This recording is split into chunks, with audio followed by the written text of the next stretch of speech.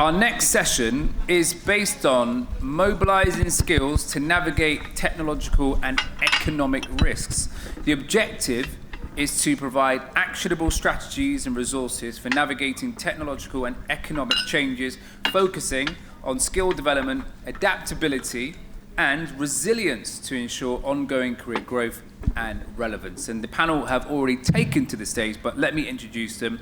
Please give a very warm welcome to Derrick Alexander, serial entrepreneur, speaker, and thought leader. Simeon Quarrie, innovator, speaker, and founder of Vivida. Danielle Cudjoe-Michalski, TEDx speaker and CEO of Thinking Light Coach. And Des Massicott, Chief Information Security Officer at RX. Please give them a warm round of applause. Derrick, I'm going to leave them in your very capable hands. How's everyone doing? How about the rest of you? How the rest of you guys doing? You guys all right? You guys have Weetabix in the morning today? Well, thank you so much to the host. Thank you so much, brother, for the great introductions. My name is Derrick Alexander, as he said, and I'm really excited to be here, every single one of you. And give another massive round of applause for our incredible panelists as well. So I'm going to give a quick introduction for these illustrious individuals here right before me. We have a lot in common. We literally met like 20 minutes ago, and I feel like we've known each other for 20 years, right? So really excited to introduce them and give you guys their credentials. So we have Des. So Des is the Chief Information Security Officer at RX Global and an award-winning cybersecurity leader. Wow. Someone say wow. Could you just pause for a second? Yes. Carry on. Guys, you gotta give me some energy. You know, they call me Mr. High Energy, right? If you guys, so you gotta give me some energy, right? I know you guys are high. If you haven't had your Weetabix in the morning, this is your Weetabix, okay? So, with a career spanning roles at British Telecom, Sony, and Rolls-Royce, he has built and led diverse teams to tackle complex cyber challenges. Des is known for his innovative approach to cybersecurity and his commitment to diversity and inclusion. He continues to shape the future of cybersecurity with his expertise and leadership. Massive round of applause for Des once again.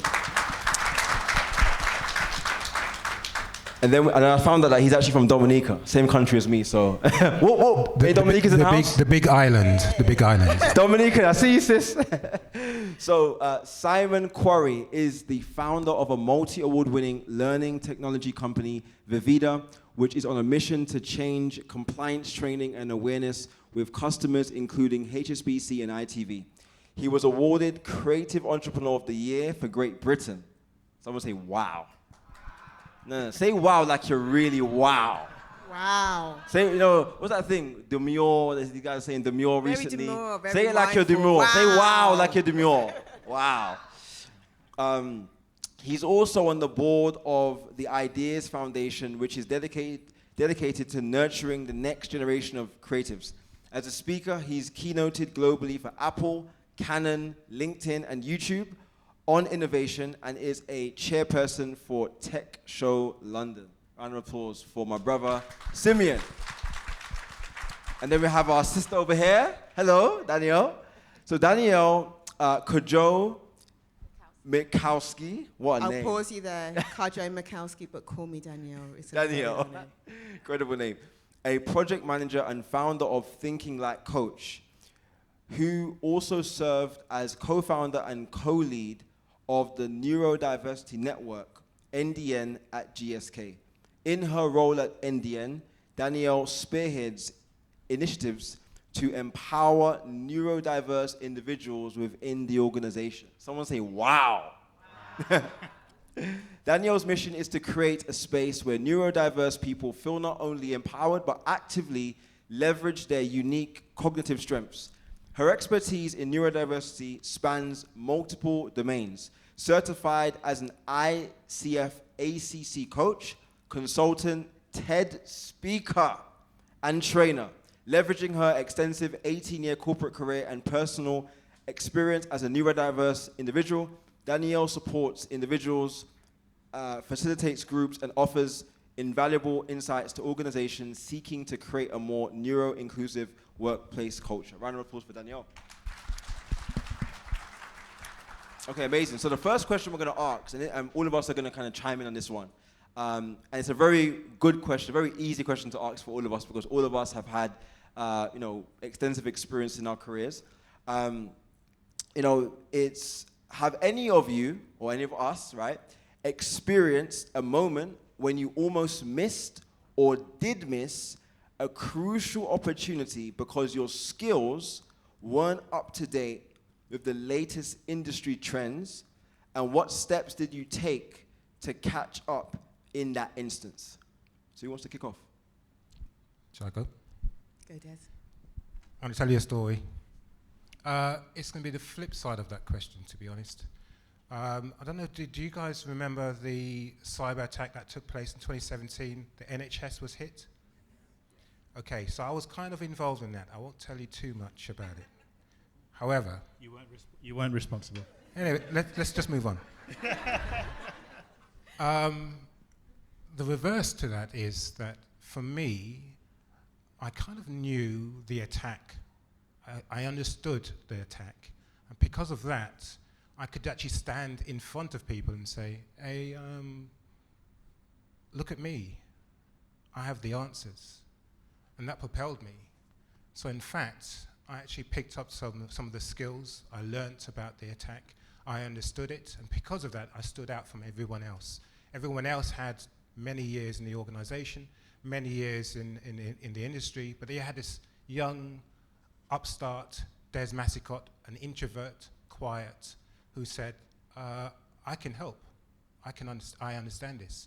I can help you here. And with that, senior management actually looked at me and said, who's this guy? The story I'm trying to tell for you is for you to keep up, for you to understand, for you to learn, for you to be on YouTube and understand those videos. Don't stop learning. That's a theme for me. That's powerful. That's very powerful. Say that again. Don't stop learning. Wow. And I'm going to intervene and add to that because me and Des already spoke about this when we met for the first time today, and it was very interesting. And I'm also going to flip it. Because Absolutely. Flip the script. I spent 20 years in pharmaceuticals at GSK, the first 11 years as a bench scientist, a microbiologist, who was focusing on their dyslexia and trying to figure out how they could progress, but also just keep their job. I couldn't believe how lucky and privileged that I, not someone with a first degree, not one with a PhD or master's, could work for GSK. So can I just stop and make all of you pause? I had a degree, that was it. And I still was able to work for GSK. It was hard, but after working 11 years, I was like, why am I not progressing?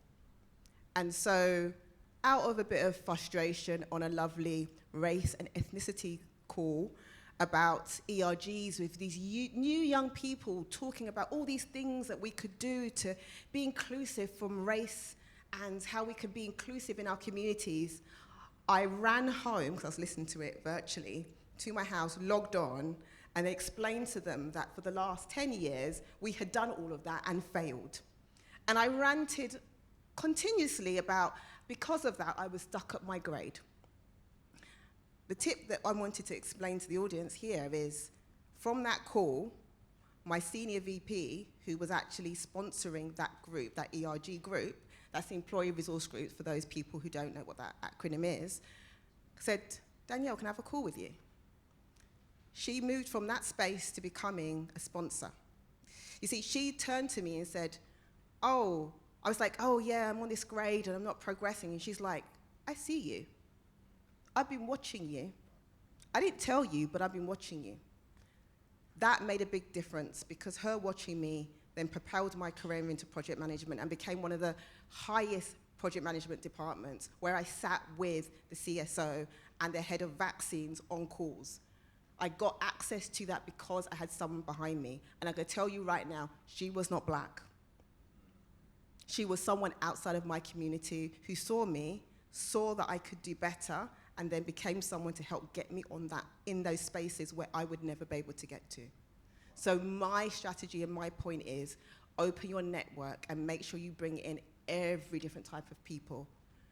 There's nothing wrong with asking, is there any way I can support you and give you my insight, but also, is there anything you can do to support me? That's incredible. Round of applause for that one. That's incredible. I think one thing that really touched me, she was mentioned about network. And they always say your network is your, right? Net worth, right? It's almost like natural. We know, we say it, and it's such a buzzword in our community, but I remember back in 2019, at the end of 2019, I started my first business in 2017. I was going through some ups and downs, you know, as every business owner does, right? It's natural. How many of us own a business here? Or is in a business, right? Okay, cool. So, you know, it's not, you know, it looks really sexy on Instagram and you post the Lamborghini and the Rolls Royce and the Richard Mille, as we say it, right? And all the nice trips. But really and truly, there are challenges. And this question here really got me thinking, because one thing that, if you have a business, you've got to be on social media. I know you may say, Derrick, you know, well, you know, I used to do it. My uncle back in 1964. Hey, it's 2024 now. You got to have a social media presence. And one of the things that I'm grateful that I implemented is social media, having a marketing plan, having a marketing strategy. You don't have to have £1 million portfolio to start a social media. You just have a page and you post about your business 3 to 5 times a week, right? Or even more, depending on what you're posting and what you're promoting. So back in 2019, I was looking for that change, and obviously the pandemic came, which it was a very sad time for a lot of people, but for me, I knew it was an opportunity, and I took the opportunity of a lifetime in the lifetime of the opportunity, because a lot of people missed out. Do you know how many millionaires were birthed from the pandemic? I don't know how many, but there's a lot of people. All your favorite influencers, those Love Island people that you see on Love Island, those Molly Mays, all those people, they were not known before the pandemic, right? A lot of influencers now, a lot of TikTokers that are killing it now, they were not known, but because they utilized and they adapted to the world, they adapted to what's happening today, and they made it happen. So a big tip for you guys, and I actually earned my first 6 figures from social media, right? And I made multiple from social media, and I'm making more from social media because I'm leveraging my brand. So my recommendation to every single one of you guys is, you might say, well, I'm not a social media person. Don't worry about it. You don't have to be. Just, you know, you guys have got pretty faces, you know, fellas are looking good, right? Shape up your beard, get a trim, go on social media, and talk about your business. Very simple. Over to you, sir. I want to add to that, if you haven't got a business, just talk about you. Yeah. You don't have to have a business. Just go on. That's a good point. LinkedIn, just put you. Because most recruiters now, and I can say that specifically GSK, who's very old school, are going on to your LinkedIn profile. Absolutely. I got seen through an internal job on LinkedIn. Sorry. That's a fact. Sorry, Simeon. That's amazing. I'm trying to now join these pieces together. So we started off the conversation looking at having to try and adapt because of like big, maybe major change, missing out on a trend. Actually, sometimes the social media communication element can be it. So for me, owning a business, and right now it sounds glamorous, but I was literally, my business, Vivida, at the beginning was actually a wedding videography company and photography company. And I got my big start because I jumped on this thing called Facebook. And then I ended up getting customers. I put myself in front of the camera explaining to people how I was doing the photography. I didn't realize Canon was watching. So Canon would watch every week, and eventually they got me to become an ambassador. My intention wasn't to try and reach out to them. It was almost because I had recognized the trend of Facebook. Now I missed out on the next one, because when Facebook started to die away, TikTok was starting to come in. I was like, oh, I'm done. I can't be doing this Instagram stuff. I can't be doing this TikTok stuff. And all of a sudden, huge growth that I then started to miss out on. But then I've realized LinkedIn. Right? So I think it's trying to sometimes just recognize that you just have to be consistent, be flexible, be adaptable. Often when I didn't do things, it was because of fear. I'm thinking, I'm really worried about, even still, I'm worried about what people think and what they might say. And do they take me seriously? And I might look at myself as a very, very small little black boy. And even if that's not actually how people perceive me. So you just sometimes have to just go for it anyway. That's amazing. That's some bars right there. That's amazing. So, Just quickly, guys. yes. We're going to do some Q&A at the end, so don't forget to ask questions using the QR code, okay? Yes, the QR code. Get your phones out. I know all of you have got a smartphone. Every single one of you. Scan that and ask some questions at the end. Thank you. So the next question is for Simeon. As a founder in the competitive tech industry, staying relevant and innovative is crucial. What key skills have helped you maintain a competitive edge and stand out in this rapidly evolving market? How can professionals and entrepreneurs cultivate these skills to achieve similar success? Big question. So the reality is when you own the business, you really feel it when what you're creating isn't desired and isn't wanted by the market. And that can change, sometimes very, very quickly. And I've seen it. I've seen revenue grow, and all of a sudden I've seen the revenue start dropping. And all of a sudden you're scrambling, trying to adapt. And I think there's two ways of looking at it. You can look at change as something to be frightened and fearful of, or you can look at it as an exciting opportunity.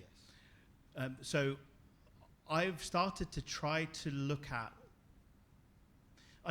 this from a different viewpoint. So I could look out at things like AI and I could become absolutely terrified. And in fact, last December, well maybe it's the one before, when ChatGPT came out, I was walking in an absolute daze. When I saw all of these 3D graphics coming out using the skills that I had spent, I was a Canon ambassador, beautiful lighting, photography, and now you just type something in and it happened. I was thinking, I was terrified. Now I kept looking, and it was looking and also being frightened. And it's a bit like an animal instinct. So, if you were walking in let's say you were walking in the Masai Mara, I did some work there, and there are a lot of threats technically there. So you walk around, you might think, if you're literally walking with the Masai warriors, you're thinking, lion, leopard, such and such. You're walking and it's fearful. But if you flip it and you're actually looking, not reactive, but you're looking, it's actually curiosity. And all of a sudden, you're wondering what you might discover. So rather than looking at the change as being threatening, look at it as an opportunity to discover something new, and then that means that then you can then start to learn and start to shape yourself and then start to adapt. It's amazing. That's incredible. Round of applause for that one again. You gotta be clapping your hands, guys. I mean, this is some gems right here. We could be charging £10,000 for this information. It's incredible. Quick touch on that one, on adapting and staying relevant. I think we can look at many different industries, especially the creative industry. I've got a lot of friends that are artists and so on.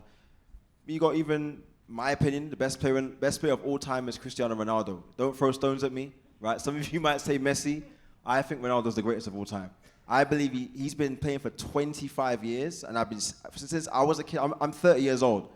So imagine, like, when I was a kid in 2003, I saw him starting to play, and now he's still relevant.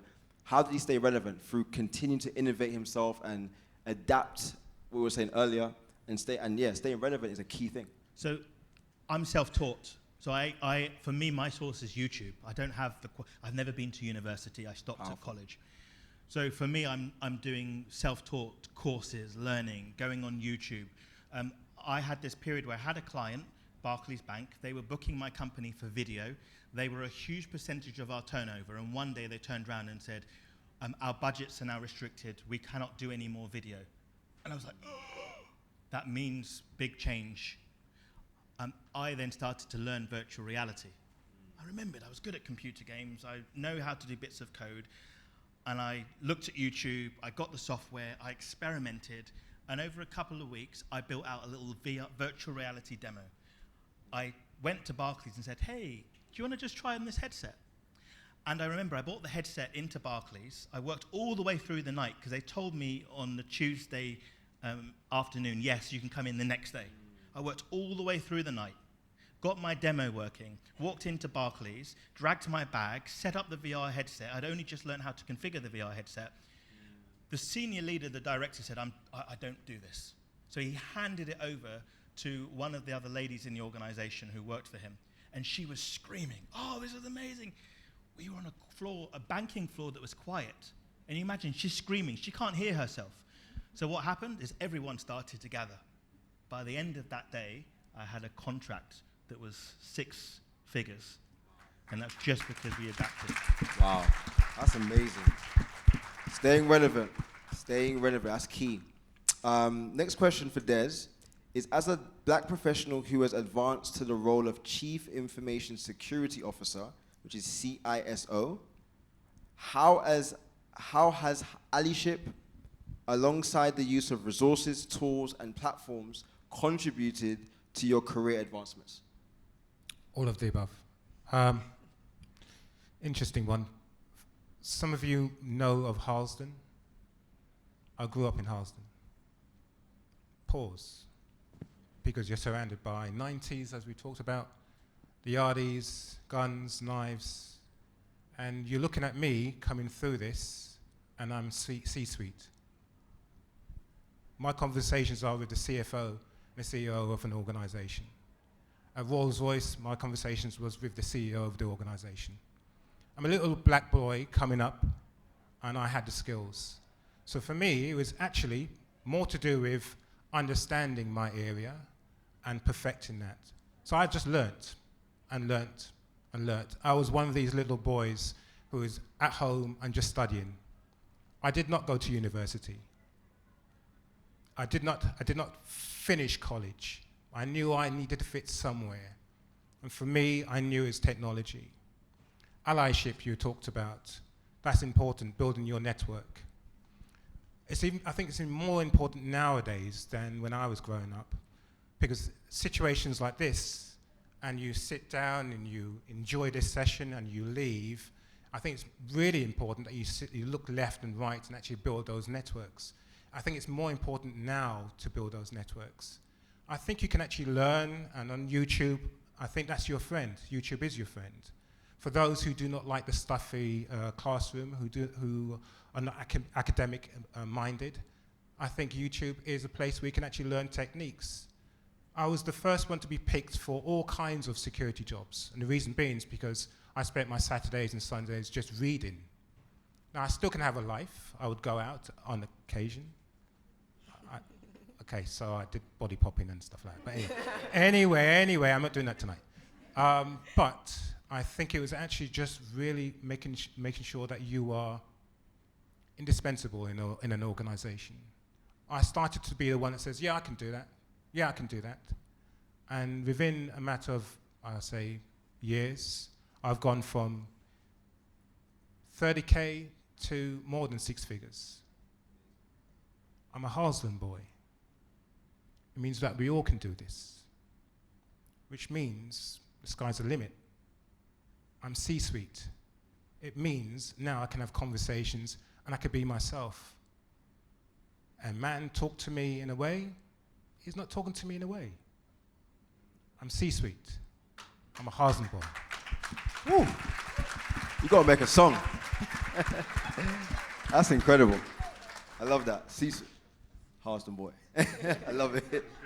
One of my favorite artists is from Harlesden, actually. So, shout out to Harlesden. Danielle, can you provide 3 strategies black professionals can employ as part of their future-ready career plan in the face of artificial intelligence and automation, which may render certain jobs obsolete?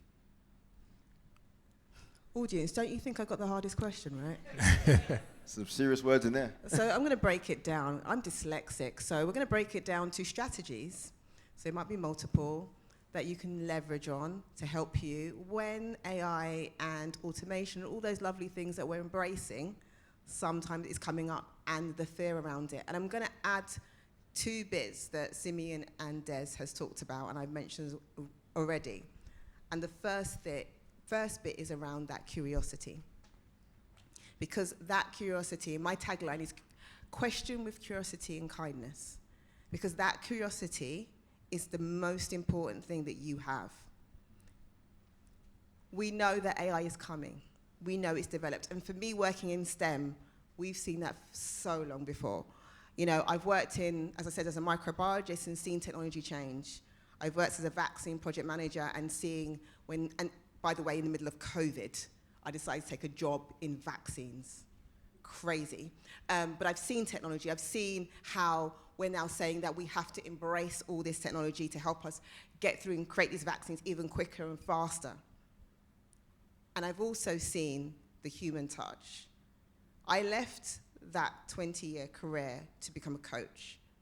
And I did it because the technology is great, but the human touch and what I can see in humans' ability to advance and progress is all within us. Yes, we need our networks to support us, but the first place that you need to start thinking about is taking some time to reflect about where you are and where you want to go. If it wasn't for that rant and me realizing that I could be authentic and I could be seen as me, I wouldn't have been able to go into that job. If it wasn't for someone to see secretly behind the door, that person could do that, then I wasn't able to put in the right places. But if I didn't sit there and reflect about where I wanted to go, I would be still stuck. So you are the first point of call. And I would say that from an AI perspective, I was exactly the same as Simeon. ChatGPT came out. My husband is a nerd on YouTube, nerd who thinks he knows everything about technology, told me this thing is, and I was like, oh, it's going to brush over, and then realized, oh, this is staying. And I sat there going, oh my God, this is the thing that they were talking about in my main role that for years that was coming. What does that mean for me working in STEM? Are they going to take over all the scientists? And I started saying, I'm going to question with curiosity and kindness. I'm going to question how I can utilize this. I'm scared. I'm sitting in my fear exactly the same time. And I started being curious. And being neurodiverse made me even more oblivious because I was like, let me just try and press that button. I am the person. Please, if there is any war, do not get me near a red button. I will press it. But that curiosity made me really start to embrace it. I love ChatGPT. And as someone who is neurodiverse, I utilize AI to help me. Writing my bio, I was like, okay, this is me, but how can I make it flow? How can I make it so other people understand what I'm saying? Hi, ChatGPT, my friend. Can you X, Y, and Z? Then I use it as a spark of my creativity to be able to put it in my authentic voice. Because the whole point of AI and embracing it is you don't just put it in ChatGPT. And we've all talked about different social media. Guys, please do not go and take X. Put it in ChatGPT and then put it onto your LinkedIn, your Facebook, and your Instagram. Number one, people knows the amount of emojis you put on usually gives it away. But also, it's not your voice. Your authentic voice, going back to taking time to reflect on who you are. C-suite, Holston, big nerd who's in YouTube, whose photography, 6 figures. Young entrepreneur, 6 figures, Getting social old now. media. Young? Still young. Look, I'm an elder millennial, so you're young. But can you see the differences here? We all had our authentic voices, and that's what pivoted our career. So there's not 3, there's multiple there, but please choose which one's a benefit for you. But really, it's about you taking time. And when I work with my clients, it's all about, yeah, I've got struggles, but where do you want to go? Yeah. And I find that the Black community specifically, with all the things that we're having to deal with, the things that have come up over the last couple of weeks, the things that we're hearing nationally, it can be hard to find where we want to go. Make time to reflect and think about, really, is this right for me? Because every single path is different. Once you know that, there's nothing that can stop you. That's amazing. Round of applause for her. That's incredible. So last quick question before the Q&A, very quick question I've been asked is, what risk management strategies can individuals implement to navigate, Q&A? Okay, cool. Let's go straight to the Q&A. Any questions? Yeah, no, so it'll be done through the Slido. Yeah. So we have had some questions come Oh, through. okay, yeah, sure, yeah. Yeah. From there, yeah, QR okay, that's code. fine. So one question that I thought was quite interesting again. How do you know what is a growing trend to focus on learning versus what is a fad and not worth your time learning? I think that's a good question. I was actually going to touch on that on my question here. Is I look at people that have documented success. So my mentor is a gentleman called David Imonitie, and he's been doing my industry for the past 20 years, since 2004. And he started introducing me to certain concepts, technology concepts, certain concepts in management, leadership. Me and my wife, we actually look after an organization of over 55,000 people all over the world. And I was in Nigeria a couple months ago doing a huge conference, and he was talking to me about certain things, and he said to me, a lot of people, they follow fads and hype because maybe one or two people are doing it. And I believe in, yes, I believe in being a pioneer, but I also believe in following proven success. I'm not the person that likes to reinvent the wheel. The wheel has already been created, I just follow it. My mentor told me, here's how you make 6 figures, I've done that. Here's how you make 7 figures, that's what we're doing now, right? So the idea is to understand that if someone already has the documented success in anything, or if something has been created and the people behind it have the results or have the receipts, as we say, and they're actually doing well, and they say, hey, here's how you do it, I would follow people that know exactly what they're talking about. There's so many people on Instagram that are gurus, right, without the receipts. And I believe that, yes, like even when I was coming up, I didn't have the results, but I followed someone that had proven results until I was that proven person. And now I'm showing others how to become 6-figure earners. So that's my answer. I'd like to jump in on that one as well. So I have followed the trends. So virtual reality, that was we thought it might have been more than a trend. And I went pretty much all in. Heavy investment, staff, etc. And the key thing actually is asking yourself, are you solving a real problem? Or are you really labeled after the technology? I realized actually in hindsight that I was attracted not by the problem, but I was attracted by the technology. And certain things change. Even with AI, really look at the application of AI to a problem. That ends up being the key thing. Trends can be great because actually there is income that's related. But you also need to be prepared to shift and to pivot. That's also part of the game if you're going to run on the edge. Same thing as a social media platform. Did you know that TikTok was going to be big when it first started? You might remember things like Vine. What was the audio one that was out for a Clubhouse? At the time, you couldn't quite tell. So I now start to get into a habit of taking some time and dabbling, being curious, getting involved, but also be prepared to step back. We always have to reserve a proportion of our time to experimenting and trying and testing just in case. So that if something does go up, then you're ready for it. It's amazing. Anyone else? I could, from a cyber point of view, there's no such thing as a trend or fad.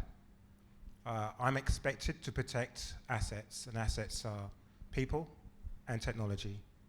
Doesn't really matter if it's TikTok, WeChat, doesn't really matter if it's ChatGPT.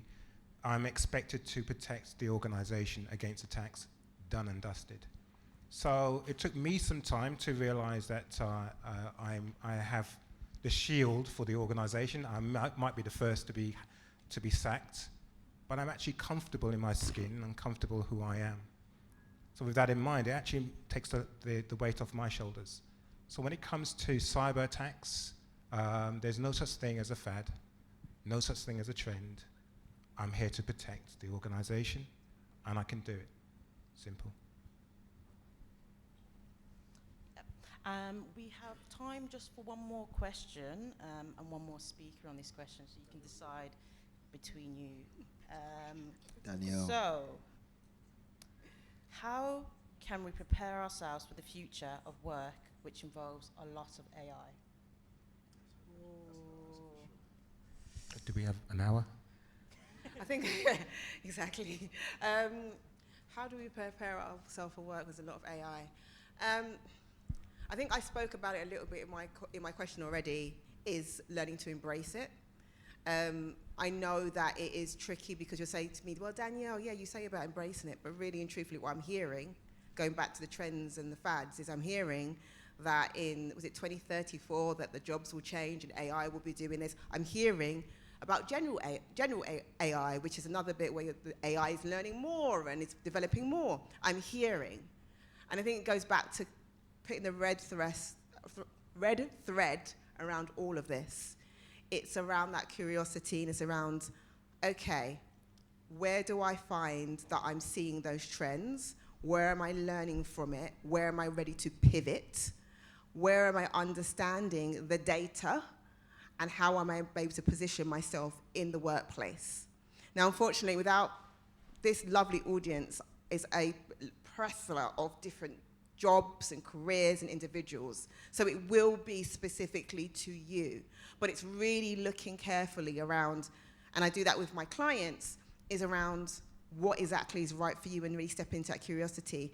And with AI, I think it's about, okay, putting some of the trends, some of the things that you're hearing in the workplace around where it's going to pivot. Keep your ear to the ground. Where do I see the patterns? How does it impact me? Because a lot of people talk about stuff and you're like, that doesn't really impact me. And then where can I educate myself, build up that knowledge? Data points. Data points. I talk about this with my clients all the time. Where's the evidence? And then from that, where can I pivot? How can I leverage on that? And do I have the skill set? And going back to the previous question is, if I don't have the skill set, how do I get that skill set? And how do I work on my network to build that? Do I go on YouTube? Do I do that? And for those in the room, it's one last thing. I'm wearing this specific lanyard for a reason. For those who don't know, this is the sunflower lanyard for hidden disability. Because on top of all the things that we're talking about, for those who are neurodiverse or have a hidden disability, some of that can be really, really overwhelming. And I just want those individuals to know that you can do it too. Take your time, leverage on your network, look at the skills. What skill sets do you have? Or what things that you think that everybody else does that you've been told is really, really difficult for everybody that you're actually flying at? Don't just focus on those challenges, like I'm hyperactive, or I can't write, or I can't talk, or I can't do this. Focus on what you can do and reflect on those bits. Simeon, add. And we don't know all the answers. Yeah. That's one thing. We do not know the answers. When we look back at our career, it's fragmented. We've done a load of different things, but you know what? We look back now, you stack everything up, and we are what we are. But it looks really random if you look. So don't worry. We just keep working at it, keep adapting, be flexible, keep learning, and keep being curious. And thrive. Thank you so much. Thank you. Please give another round of applause to Derrick, Danielle, Simeon, and C-Suite Dave from Harsden. Don't be afraid of AI. Embrace it, please. Don't be afraid. Thank you. Thank you so much. That was very, very insightful.